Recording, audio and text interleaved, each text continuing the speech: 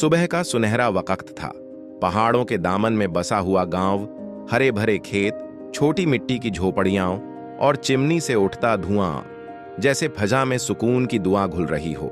उसी सुकून भरी फिजा में एक नन्हा चरवाहा लड़का हाथ में लाठी लिए तंग रास्ते पर बकरियों के साथ चल रहा था, जिस पर सूरज की किरणें सोने की चादर बिछा रही थीं।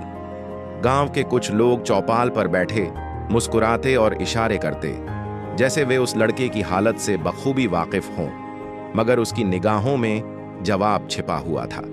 करीब से देखा तो उसकी आंखों में पक्का इरादा, चेहरे पर गंभीरता और बालों को छूती हुई हवा जैसे कह रही हो, तू रुकने के लिए पैदा नहीं हुआ।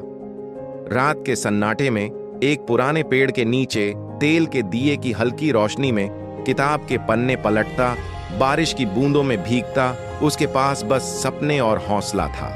सर्दियों के दिन, बर्फ से ढके पहाड़ और वह पुराने कपड़ों में लिपटा, सांस से निकलती भाप के साथ मेहनत करता, जैसे हर वार उसके सपनों की एक ईंट बन रहा हो। फिर वह खेतों में दौड़ता, मिट्टी से लथपथ, चेहरे पर पसीने की बूंदें, मगर आंखों में एक नया जोश। वह जानता था कि मंजिल उन्हें ही मिलती है जिनके कदम रुकते नहीं। चट्टान पर बैठकर सूरज के ढलने को देखता और खुद से कहता, आज का दिन बीत गया, लेकिन मेरा सपना और जाग उठा है।